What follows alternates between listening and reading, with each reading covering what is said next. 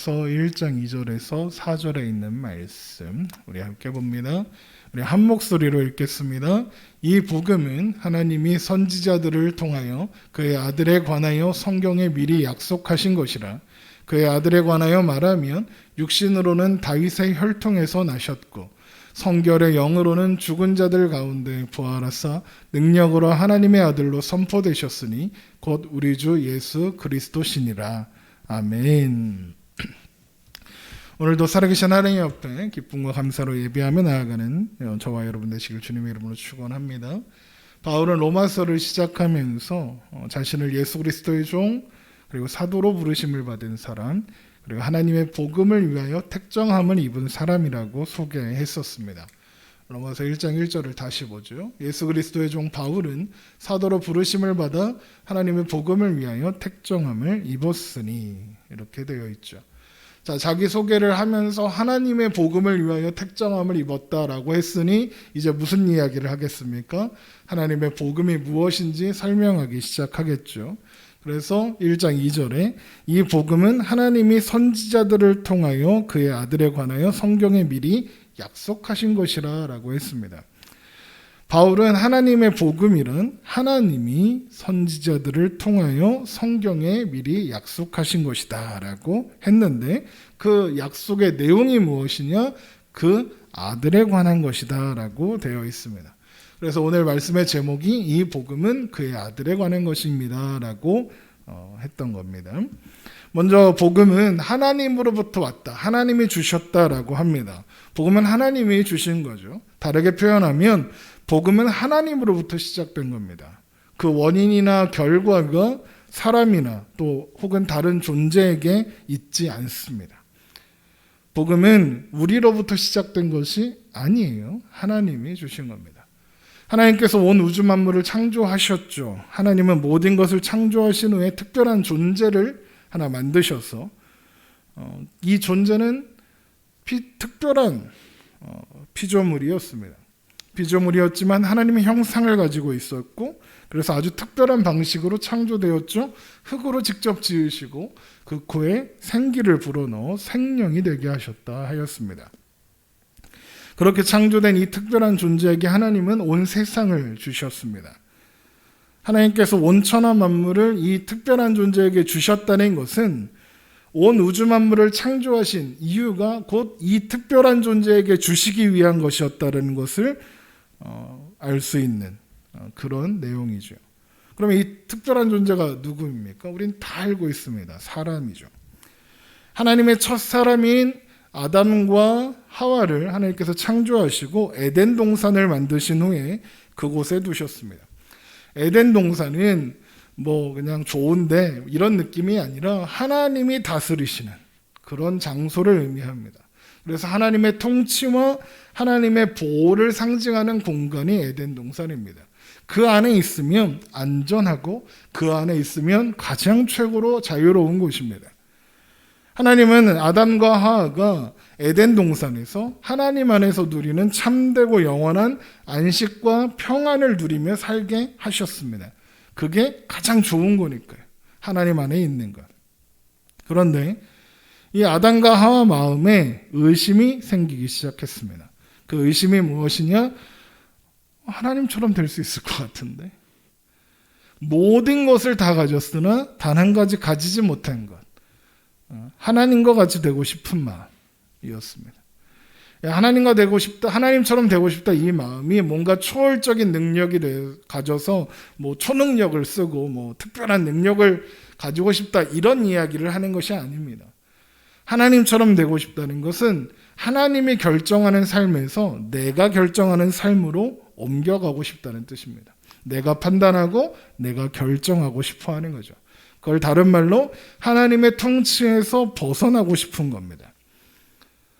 그러니까 그 마음에는 내 인생은 내가 알아서 하고 내가 다 책임질 수 있어. 내가 알아서 하는 거예요. 내 인생인데 하나님은 이래라 저래라 안 했으면 좋겠어 라는 생각을 하게 되는 겁니다. 사람은 분명 특별한 존재로 창조된 것은 맞지만 동시에 하나님께서 창조하신 피조물이죠. 그러면 사람에게 가장 좋은 것이 무엇인지 누가 제일 잘 아시겠습니까? 하나님이 잘 아시죠. 그런데 아담과 하와는 나에게 좋은 것이 무엇인지 내가 판단하겠다는 거예요. 내 마음대로 결정하겠다는 거예요. 그런 마음이 생겼던 거죠. 그래서 그때 사탄이 뱀의 모양을 하고 아담과 하와를 찾아오는 겁니다. 그러니까 아담과 하와가 원래는 전혀 죄를 저지르고 싶은 마음이나 의심이 하나도 없었는데 뱀의 유혹을 받아서 갑자기 죄를 빠지게 된 것이 아니라 그 안에 생긴 의심을 사탄이 와서 건드린 겁니다. 여러분, 우리에게도 죄가 시작되는 그 방식이 언제나 그렇습니다. 우리는 아무런 죄에 대한 감각도 없고 아무런 생각이 없는데 어느 날 갑자기 유혹을 받아서 나쁜 길로 빠지는 것이 아니라 우리는 늘 죄에 대한 경향성을 가지고 있습니다. 그때 어떤 계기들이 있어서 우리가 적극적인 죄를 저지르게 되는 것뿐이죠. 그러니까 그런 말 있잖아요. 우리 아들이 착한데, 우리 딸이 착한데 친구를 잘못 만나서 거짓말입니다. 사실이 아닙니다. 걔는 친구를 잘못 만나지 않았어도 그런 마음을 품고 살던 사람이었습니다. 모든 사람들의 마음에 그런 죄악이 내재되어 있는 것이죠. 어쨌든 아담과 하와도 뱀 이놈, 사탄 이놈을 잘못 만나서 죄악의 길로 빠진 것이 아니라 원래 죄를 지을 수밖에 없었던 존재라는 거예요. 그래서 사탄의 유혹에 의해서 아담과 하와가 선악을 알게 하는 나무의 열매를 먹게 되죠. 사탄이 그렇게 꼬셨거든요. 하나님처럼 될 수 있어. 만약에 그 안에 내가 하나님처럼 되고 싶다는 욕망이 없었다면 그게 하나님처럼 되는 게 이렇게 반응하겠죠. 그런데 뱀의 그 말에 반응했다는 건 이미 그 안에 하나님처럼 되고 싶은 욕망이 있었던 거예요. 사탄이 와서 그걸 가르쳐 준 거죠. 그래서 그로써 사람의 마음에 있는 죄의 마음이 사탄의 유혹을 통해서 폭로된 겁니다. 결국 그래서 걔네들이 어떻게 합니까? 아담과 하와가 하나님이 금지하신 열매를 따먹게 되죠. 그리고 사람은 하나님처럼 되었습니다. 하나님처럼 되었다는 것이 아까도 말씀드린 것처럼 신적인 능력을 가지게 되었다 이런 뜻이 아니라 자신에게 좋고 나쁜 것을 스스로 생각하고 판단하고 선택할 수 있게 된 거예요. 그게 하나님처럼 된 겁니다. 그래서 나무의 열매 이름이 뭐예요? 선악을 알게 하는 나무. 선악의 기준을 내가 정하겠다. 이게 선악과입니다. 그러나 문제가 있습니다. 그것도 아주 심각한 문제가 있죠. 무슨 문제냐? 하나님은 하나님이시고 사람은 사람이라는 게 문제입니다. 이게 왜 문제냐? 사람이 하나님과 같이 되었으나 하나님이 될 수는 없었던 거예요. 하나님과 사람에게는 아주 중대한 차이가 있죠. 어떤 차이입니까? 하나님은 창조주시고 전지전능하신 분이에요. 못하실 것이 없죠. 하나님은 하나님이 결정하시고 행하시는 일을 반드시 이룰 수 있습니다. 다른 말로 하나님은 하나님이 결정하신 일을 책임지실 수 있습니다. 그런데 사람은 어떻습니까? 사람은 피조물이죠. 전능하지 않습니다. 한계가 있죠. 그래서 사람이 아무리 스스로 생각하고 판단하고 선택하고 결정했다 해도 자신의 결정을 책임질 능력이 없습니다. 그래서 하나님과 같이 되고 나서 아담과 하와가 제일 먼저 한 행동이 뭡니까? 숨어버리죠. 왜요? 자신이 저지른 일을 책임질 수 없다는 것 또한 알게 되었기 때문에 그렇습니다. 창세기 3장 7절입니다. 이에 그들의 눈이 밝아져 자기들이 벗은 줄 알고 무화과 나무 잎을 엮고 치마로 삼았더라. 그들이 그날에 바람이 불 때 동산에 거니시는 여호와 하나님의 소리를 듣고 아담과 그의 아내가 여호와 하나님의 낯을 피하여 동산 나무 사이에 숨은지라. 사람은 숨었습니다. 그러나 하나님은 하나님께서 선택하신 일을 책임지실 수 있는 분이죠. 하나님이 선택하신 첫 번째 일이 무엇입니까? 사람을 만들겠다였습니다. 그런데 그 사람이 실패했습니다. 하나님은 하나님이 하신 일을 후회하지 않으십니다. 왜요? 책임지실 수 있으니까요. 그래서 아담과 하와가 선악과를 따먹고 실패했지만 하나님은 실패하지 않으셔야 되는 거예요. 하나님은 하나님의 일을 책임지시는 분이니까요. 그래서 하나님이 어떻게 하십니까? 그들에게 가죽옷을 입혀주십니다. 그리고 그들이 가릴 수 없었던 수치와 허물을 가리워 주시죠. 그를 통해서 무엇을 알게 해주시느냐? 너희들의 수치가 가리워지려면 다른 존재가 죽어야 한다는 것을 알게 해주셨습니다. 창세기 3장 21절입니다. 여호와 하나님이 아담과 그의 아내를 위하여 가죽옷을 지어 입히시니라. 또한 잘못된 정보를 제공한 뱀을 저주하시면서 뱀을 향하여 약속하시는 것 같지만 결국에는 아담과 하와를 향해서 주신 약속이 한 가지 있습니다. 이 약속이 아주 중요해요.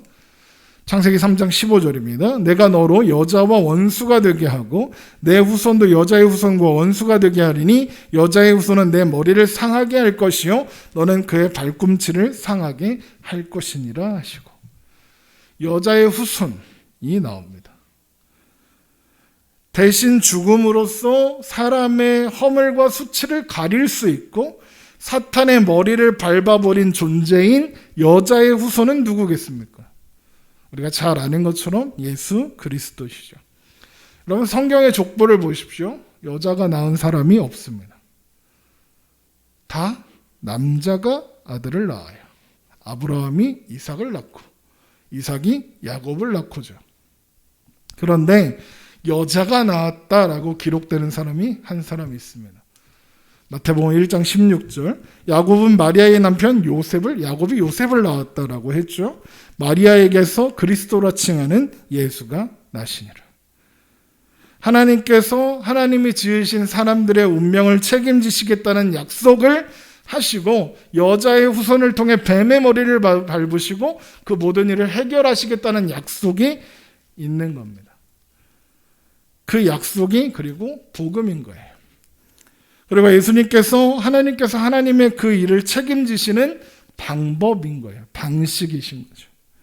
이것이 구약 내내 흐르는 내용입니다. 그래서 우리는 구약을 볼 때 하나님이 우리 인간의 운명을 책임지시는 역사구나, 그런 약속이구나, 이런 관점에서 구약 성경을 비롯해서 성경 전체를 다 보아야 합니다.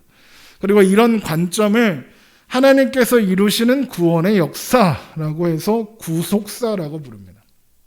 그래서 이렇게 기독교 서적 같은 거 보면 구속사 관점으로 보는 무슨 책, 이런 책들이 여러 권 있거든요. 근데 무슨 특별한 관점을 가지고 보아야 하는 게 아니라 성경이 다 그 얘기입니다. 구속사. 그래서 복음을 이야기하면서 사람의 역할을 말할 수는 없는 거예요.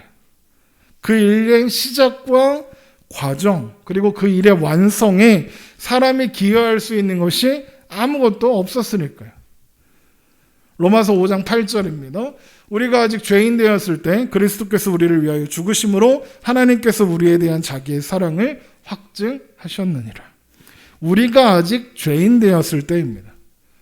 우리가 하나님 앞에 뭔가 예쁘게 보이지 않았을 때, 하나님 앞에 의로운 것을 내세울 수 없을 때, 하나님 앞에 갚아드릴 것이 없었을 때 이미 예수님께서 죽으시고 그로 인해 하나님의 사랑을 우리에게 보여주신 거죠.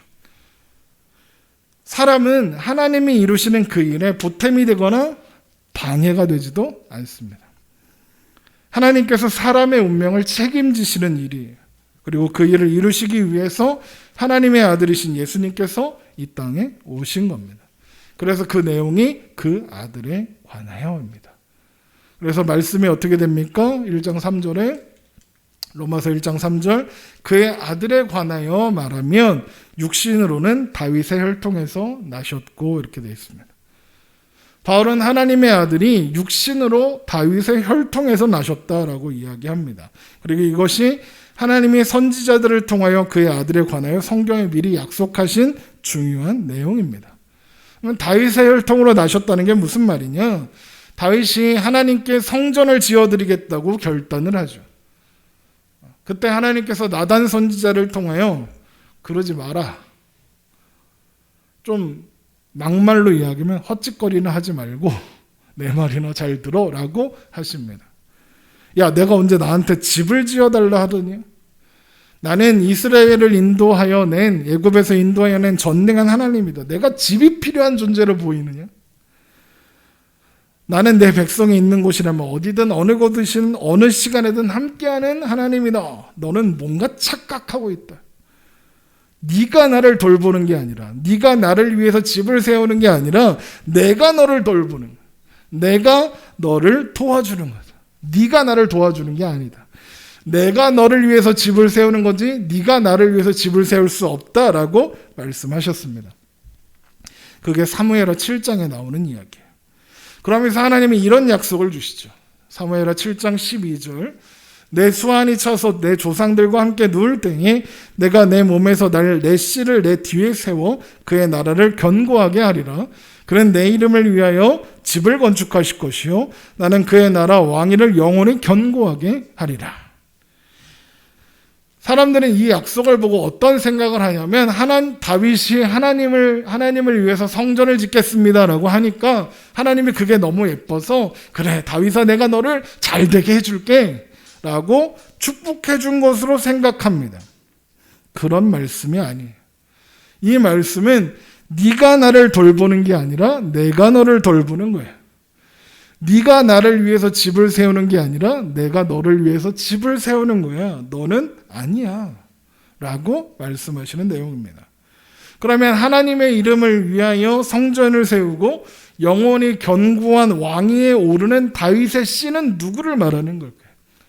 보통은 솔로몬이라고 그럽니다. 왜요? 솔로몬이 성전을 지었으니까요. 그런데 솔로몬의 왕위가 영원했습니까? 솔로몬이 지은 성전이 영원했습니까? 아닙니다. 다 무너져 내렸고 지금 이스라엘에 왕이 있습니까? 없습니다. 다 망했습니다. 그의 나라도 영원하지 않았죠. 그러면 하나님의 약속이 실패한 것이겠습니까? 아니죠. 왜요? 하나님의 약속은 애초에 솔로몬을 향한 것이 아니었기 때문입니다. 그리고 그 후손들 가운데 태어난 다른 왕들에게 있는 것도 아니었으니까요. 그 약속을 성취하신 분이 누구냐? 예수님입니다. 요한복음 2장 19절 예수께서 대답하여 이르시되 너희가 이 성전을 헐라 내가 사흘 동안에 일으키리라. 유대인들이 이르되 이 성전은 46년 동안의 지었거늘 내가 3일 동안에 일으키겠느냐 하더라. 그리고 어떤 일이 일어나죠? 요한복음 2장 21절 그러나 예수는 성전된 자기 육체를 가리켜 말씀하신 것이라. 죽은 자 가운데서 살아나신 후에야 제자들이 이 말씀하신 것을 기억하고 성경과 예수께서 하신 말씀을 믿었더라. 예수님께서 십자가에 죽으시고 다시 살아나심으로써 하나님께서 다윗에게 하신 약속을 이루시는 겁니다. 하나님이 세우시겠다고 하신 성전은 건물이 아니라 예수 그리스도 그 자체였다는 거예요. 그래서 구약 성경은 내내 이 약속을 반복합니다. 그래서 예레미야 23장을 보면 여호와의 말씀이니라 보라 때가 이르르니 내가 다윗에게 한 의로운 가지를 일으킬 것이라 그가 왕이 되어 지혜롭게 다스리며 세상에서 정의와 공의를 행할 것이며 그의 날에 유다는 구원을 받겠고 이스라엘은 평안히 살 것이며 그의 이름은 여호와 우리의 공의라 일컬음을 받으리라. 또 이사야 9장에 이는 한 아기가 우리에게 낳고 한 아들을 우리에게 주신 바 되었는데 그의 어깨에는 정사를 메었고 그의 이름은 기묘자라 모사라 전능하신 하나님이라 영존하시는 아버지라 평강의 왕이라 할 것임이라. 그 정사와 평강의 더함이 무궁하며 또 다윗의 왕자와 그의 나라에 군림하여 그 나라를 굳게 세우고 지금 이후로 영원히 정의와 공의로 그것을 보존하실 것이라. 만군의 여호와의 열심히 이를 이루시리라. 또 이사야 11장에 그날에 이새의 뿔에서 한 싹이 나서 만민의 기치로 설 것이요 열방이 그에게로 돌아오리니 그가 거한 곳이 영화로우리라.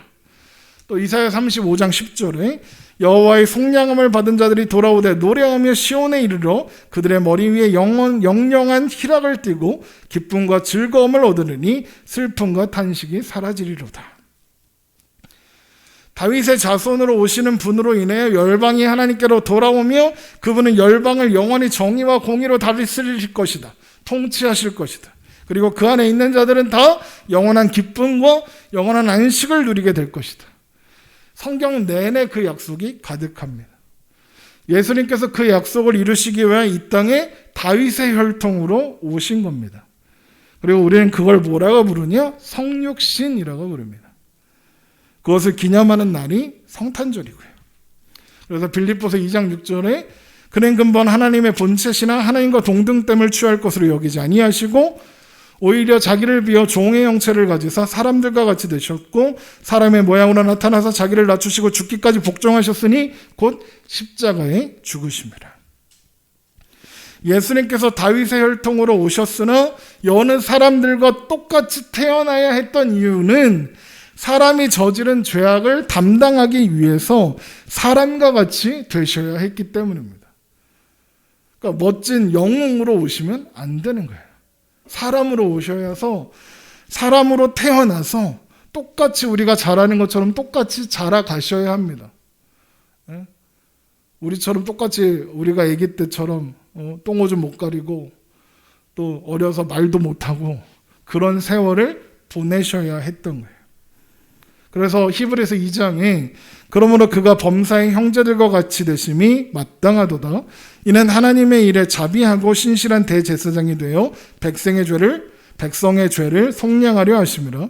그가 시험을 받아 고난을 당하셨은즉 시험받은 자들을 능히 도우실 수 있느니라. 그래서 예수님은 사람으로 태어나셔서 여느 사람과 똑같은 인생을 사셔야 했던 겁니다. 사람이 받는 시험과 유혹 그리고 사람의 실패를 온전히 다 감당하셔야 했기 때문이죠. 그래서 예수님은 사람의 모든 연약함과 실패를 감당하시고 최후 승리하셨습니다. 그래서 우리는 그리고 그것으로 인해서 예수님은 영원히 우리 편이 되어주십니다. 왜요? 똑같이 해보셨거든요. 누가 공감할 수 있습니까? 똑같이 고생해본 사람만 공감할 수 있어요. 회사 일이 어려운 줄 아는 사람이 누굽니까? 회사를 다녀본 사람만 합니다. 아픈 게 힘든 걸 누가 합니까? 아파본 사람이 합니다. 그래서 히브리서 4장 15절 우리에게 있는 대제사장은 우리의 연약함을 동정하지 못하실 이가 아니요 모든 일에 우리와 똑같이 시험을 받으신 이로되 죄는 없으시니라. 그러므로 우리는 긍휼하심을 받고 때를 따라 돕는 은혜를 얻기 위하여 은혜의 보좌 앞에 담대히 나아갈 것이니라. 예수님께서 우리와 똑같은 삶을 살아내셨기 때문에 그러나 죄를 짓지 않으셨기 때문에 우리는 하나님 앞에 담대히 나아갈 수 있게 되었다는 것입니다. 죄악으로 가득한 내 모습, 내 현실로는 할 수 있는 일이 아니었지만 사람의 모든 연약함과 실패를 감당하시고 승리하신 예수 그리스도의 이름으로 우리는 이제 하나님 앞에 설 수 있게 된 것이죠. 자, 그런데 그렇다 칩시다. 다윗의 혈통으로 나셨고 하나님이 약속하셨고 좋습니다. 그런데 다윗의 혈통으로 태어난 사람이 예수 한 명입니까? 어떻게 2000년 전 베들레헴에서 마리아라는 여인의 몸에서 태어난 그 사람이, 그 남자가 하나님의 아들이라는 걸 어떻게 믿습니까? 하나님의 아들이 그냥 아무나 되는 겁니까? 그 사람이 메시아인지 어떻게 합니까? 그냥 좀 특별한 일을 한 선지자는 아닙니까? 이런 생각을 할 수 있겠죠. 그래서 바울은 이렇게 설명합니다. 성결의 영으로는 로마서 1장 4절입니다. 성결의 영으로는 죽은 자들 가운데서 부활하사 능력으로 하나님의 아들로 선포되셨으니 곧 우리 주 예수 그리스도시니라. 그분이 하나님의 아들이신 것은 성결의 영으로는 죽은 자들 가운데 능력으로 하나님의 아들로 선포되셨기 때문이랍니다. 여기서 성결의 영은 쉽게 성령 하나님 이렇게 생각하시면 됩니다. 예수님은 모든 일을 성령 안에서 시작하셨고 성령으로 행하셨죠. 예수님의 공생애를 시작하실 때 제일 먼저 일어난 일이 뭡니까? 세례를 받으실 때 하늘로부터 성령이 임하는 거죠. 마태복음 3장 16절입니다. 예수께서 세례를 받으시고 곧 물에서 올라오실새 하늘이 열리고 하나님의 성령이 비둘기같이 내려 자기 위에 임하심을 보더니, 그리고 성령과 함께 하나님께서 선포하시죠. 하늘로부터 소리가 있어 말씀하시되 이는 내 사랑하는 아들이요 내 기뻐하는 자라 하시니라. 예수님이 하신 모든 일들은 다 성령 안에서 행하신 일이고 그 시작도 성령 안에서 행하신 겁니다. 그러면 부활 또한 성령 안에서 일어난 일이겠죠. 그래서 로마서 8장 11절에 예수를 죽은 자 가운데서 살리신 이의 영이라고 되어 있는 거죠. 이 성령이 우리를 또한 다시 살리실 거다. 예수를 죽은 자 가운데서 살리신 이의 영이 너희 안에 거하시면 그리스도 예수를 죽은 자 가운데서 살리신 이가 너희 안에 거하시는 그의 영으로 말미암아 너희 죽을 몸도 살리시리라. 그러니까 성령님께서 우리를 마지막 때에 다시 살리신다, 부활케 하신다라는 이야기인 거죠. 예수님은 성령의 능력으로 부활하심으로써 하나님의 아들로 선포되시는 겁니다. 그럼 또 이런 생각이 들겠죠. 그러면 부활하시기 전에는 하나님의 아들이 아니었습니까? 그렇지 않죠. 세례를 받을 때 하나님께서 선포하시죠. 하나님의 아들이시라고. 또 변화산 산상에서 하나님께서 하나님의 아들이라고 선포하시죠. 그러면 이 말은 무엇일까요? 예수님께서 성결의 영으로 부활하심으로 하나님의 아들로 선포되었다는 것은 무슨 말일까요? 예수님은 태초부터 영원한 하나님의 아들이십니다. 여기서 선포되었다 이 말은 확인되었다, 확정되었다 이런 의미입니다. 예수님께서 하나님의 아들이신 것이 그분의 부활하심으로 말미암아 확인되고 입증되었다 이런 뜻이죠. 그래서 빌립보서 2장 9절에 이러므로 하나님이 그를 지극히 높여 모든 이름 위에 뛰어난 이름을 주사 하늘에 있는 자들과 땅에 있는 자들과 땅 아래에 있는 자들을 아들로 모든 무릎을 예수의 이름에 꿇게 하시고 모든 입으로 예수 그리스도를 주라 시인하여 하나님 아버지께 영광을 돌리게 하셨느니라. 이렇게 말씀이 이어지는 거예요. 그러나 예수님의 부활이 놀라운 기적이라서 하나님의 아들로 선포되는 것은 물론 아닙니다. 물론 놀라운 기적이죠. 그러나 그것 때문에 하나님의 아들이다라고 하는 것이 아니에요. 예수님께서 참 사람으로 이 땅에 오셔서 사람의 인생을 오롯이 살아내시고 십자가에 죽으심으로써 우리의 모든 죄악을 씻으신 것이 예수님이 부활하시지 않았다면 아무 소용없기 때문에 그렇습니다. 예수님께서 부활하심으로 예수님의 속죄가 확증되고 완성되는 거예요. 예수님의 부활이 없다면, 예수님께서 다시 살아나시지 못했다면 우리의 구원이나 믿음이나 신앙은 다 헛것이에요. 헛짓이죠, 헛짓. 바보 같은 짓입니다. 이게 제가 하는 말이 아니라 사도 바울이 하는 말입니다.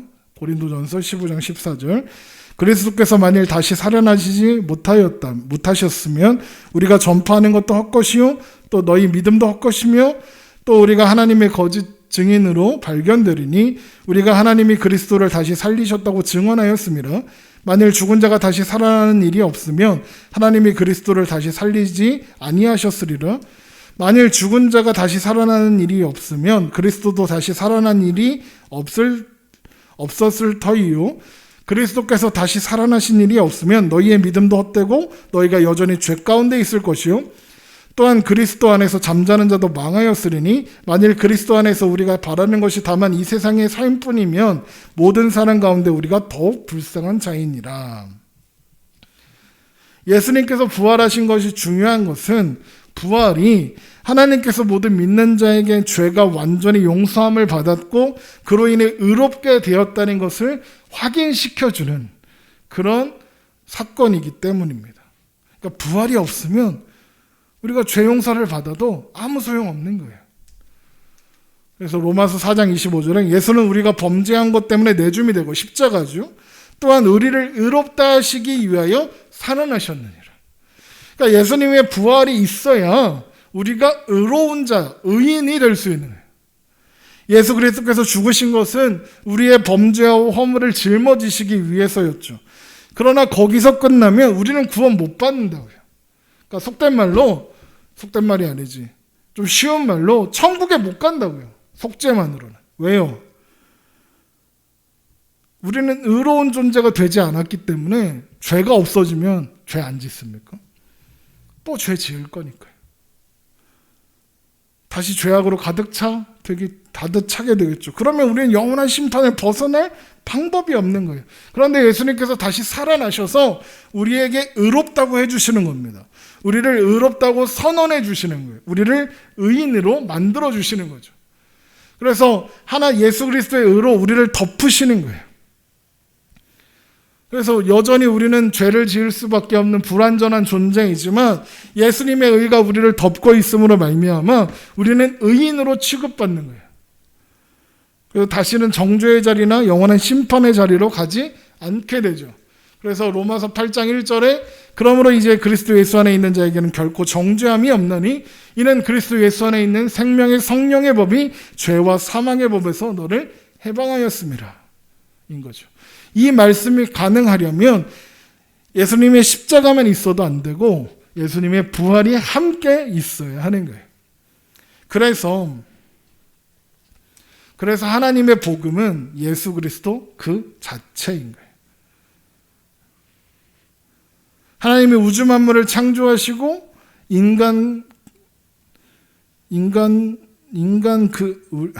사람을 하나님의 형상으로 만드셨죠. 그런데 거기에 죄가 침투해 온 거예요. 인간은 죄를 범하였고 죄와 사망으로 갈 수밖에 없게 되었어요. 그런데 하나님이 망했네, 실패했네, 버려, 다시 만들지 뭐 하지 않으시고 책임지기로 하셨죠. 하나님께서 창조하신 피조물들을 예수 그리스도 안에서 새롭게 시작하시기로 한 거예요. 그래서 복음은 예수 그리스도 그 자체인 거예요. 마가복음 1장 1절을 보면 이런 말씀이 있어요. 하나님의 아들 예수 그리스도의 복음의 시작이라. 이렇게 보면 무슨 말인지는 알겠지만 하나님의 아들 예수 그리스도의 복음이 시작된다. 이제 그걸 설명해 주겠다라고 하는 느낌이죠. 그런데 이거를 성경에 기록된 헬라어 순서대로 놓으면 어떻게 되느냐? 복음의 시작이 먼저 나옵니다. 복음의 시작이 무엇이냐? 하나님 예수 그리스도 하나님의 아들, 이렇게 되어 있어요. 그러니까 이렇게 서술형이 아니라 명사형이에요. 제목처럼 마치 복음의 시작 예수 그리스도 하나님의 아들, 이렇게 마가복음 1장 1절이 써져 있어요. 복음이 하나님의 아들이신 예수 그리스도로부터 시작된다, 그 이야기인 거예요.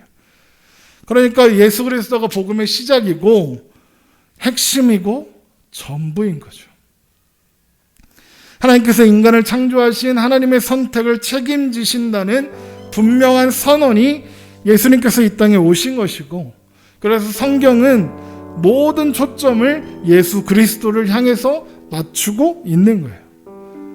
온천하 만물을 지으신 하나님, 우리 모두의 생사화복을 주관하신 하나님께서 특별히 나를 위해 아들을 보내시고 사랑과 긍휼과 자비를 베풀어 주셨다. 나에겐 답이 없었는데 하나님이 답이 되어 주셨다. 그게 복음입니다. 예수 그리스도로 인하여 하나님께서 영원히 우리 편 되어 주신다.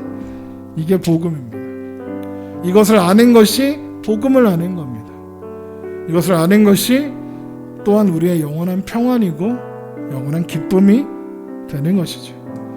그래서 로마서 8장 32절에 자기 아들을 아끼지 아니하시고 우리 모든 사람을 위하여 내주시니가 어찌 그 아들과 함께 모든 것을 우리에게 주시지 아니하겠느냐라고 기록하고 있는 겁니다. 하나님이 우리의 모든 것 되어 주셨습니다. 그 아들을 보내심으로써 우리에 대한 하나님의 사랑을 확증해 주셨습니다. 예수 그리스도 복음의 시작, 복음의 완성, 모든 것 되신다. 오늘 말씀 기억하며 복음 안에 사는 우리가 되기를 주님의 이름으로 축원합니다. 기도하겠습니다.